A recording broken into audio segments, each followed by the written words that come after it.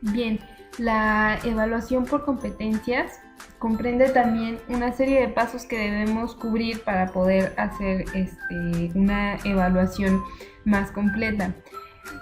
Son como diferentes factores que tenemos que tomar en cuenta, pero que sí es importante el orden para que sea mucho más aprovechable lo que nosotros rescatemos de ahí. Lo primero que tenemos que tener en cuenta cuando vamos a empezar a planificar un proceso de evaluación es obviamente a quién estamos evaluando. Para esto tenemos que tener en cuenta 5 consideraciones importantes o 5 factores a considerar. La edad de nuestros estudiantes, qué rango de edad, en qué etapa de su proceso psicoafectivo y biológico se encuentran. El sexo, cuántas mujeres tengo en mi grupo, cuántos hombres. El desempeño en ciertas condiciones, por ejemplo, cómo se desarrollan su proceso de aprendizaje antes, después del descanso, antes o después de tomar educación física, por la mañana, por las últimas horas. Todo eso tengo que considerarlo, también es importante. ¿Qué alumnos tengo o cuántos alumnos tengo con problemas de aprendizaje y de qué naturaleza son esos aprendizajes? Esas dificultades, de aprendizaje. Si son cuestiones motrices, si son cognitivas, si son conductuales o combinación entre esas tres, es importante que yo lo tenga en consideración para ver qué herramientas de evaluación puedo diseñar. Y también es importante saber si tengo alumnos con aptitudes sobresalientes, es decir, alumnos que destaquen en ciertas áreas o con ciertas habilidades. Puedo tener yo alumnos que hagan un muy buen trabajo con una velocidad mayor al promedio del grupo.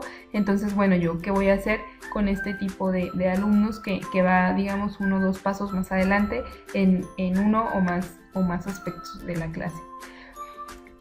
El siguiente punto importante es para qué evaluamos, cuáles son nuestros objetivos de la evaluación.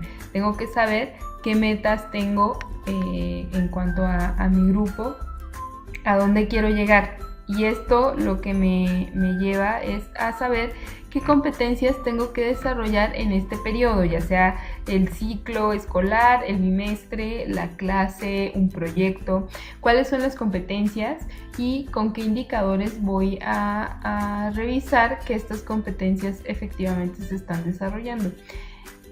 Luego, ya que sabemos qué competencias y cuáles son mis aprendizajes esperados o mis indicadores de desempeño, voy a desglosarlos uno por uno, como habíamos visto, en conocimientos, digamos como en el contenido conceptual, en las habilidades del pensamiento, en las destrezas y en las actitudes que tratamos en el módulo 1 de este curso. Continuamos entonces ya con la elección del instrumento. ¿Qué voy a elegir yo o qué aparato voy a utilizar para evaluar a mis alumnos? En realidad se sugiere que no sea uno solo, debe ser una combinación de varios instrumentos y aquí hay algunos ejemplos. El trabajo en clase, por ejemplo, eso es muy ambiguo. ¿Qué voy a evaluar del trabajo en clase? Que completen su actividad, que muestren atención, interés y respeto hacia la clase, hacia sus compañeros, etc. Mapas mentales, por ejemplo, como este que estamos haciendo. A partir de una actividad, yo les puedo pedir que hagan un mapa mental y ese mapa va a ser mi instrumento. El portafolio de evidencias, que se utiliza más bien cuando estamos dando seguimiento a un proyecto más complejo o a una unidad o ciclo. Los reportes de experimentos, redacciones, reportes de lectura, resúmenes, tareas, etc. Los instrumentos pueden ser muy variados, todo depende más bien de la naturaleza de la asignatura y de las actividades planificadas para esos temas que se encuentren ustedes abordando. Luego, es importante también que haya una retroalimentación una retroalimentación durante todo el proceso de evaluación. Esta retroalimentación debe ser constante. Quiere decir que no va a ser únicamente al final, ni al final de la clase, ni al final del ciclo, ni al final del trimestre.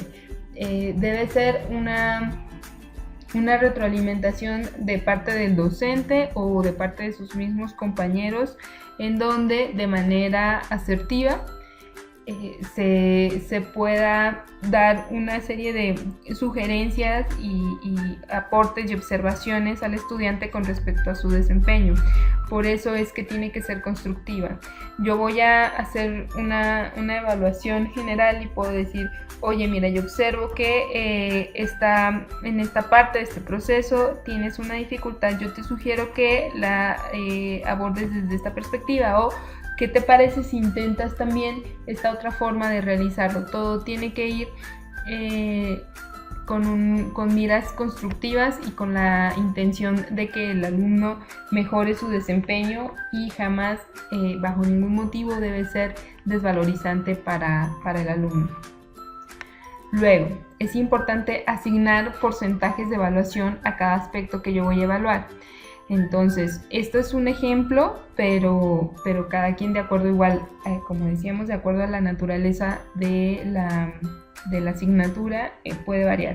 Pero digamos que yo voy a poner que hay 4 aspectos generales que voy a evaluar. La participación, que tendrá un valor del 10%. Las tareas tendrán un valor del 20%. Los proyectos tendrán un valor del 40% y el examen escrito tendrá un valor del 80%. Digo, perdón, del 20%. Del 20%. Entonces eso ya me da un total de el 100% de la evaluación, pero estos porcentajes se pueden adecuar de acuerdo a las políticas institucionales o también al criterio del profesor. Luego, ¿qué metodología de análisis voy a utilizar? Tenemos 2 metodologías que vamos a ver más detalladamente a continuación. La cuantitativa y la cualitativa. Esto no me voy a detener en este momento en esta parte, porque vamos a profundizar en el tema más adelante. Pero es importante que tengamos en cuenta que después de hacer todo este proceso, vamos a analizar los resultados obtenidos desde 2 perspectivas importantes. Y finalmente vamos a hacer la elaboración de un dictamen. La doctora Laura Frade Rubio sugiere que no únicamente se ofrezca una calificación, digamos, de tipo numérica, una nota, sino que también elaboremos una interpretación del proceso, que junto con la calificación que nosotros entregamos a nuestro alumno, nosotros hagamos un análisis de cómo fue el proceso de aprendizaje de nuestro alumno, y al final aportemos observaciones y sugerencias generales, digamos, ya de todo el proceso terminado. Entonces, cuando nosotros entregamos ya el dictamen, se puede decir que cerramos este proceso de evaluación por competencias.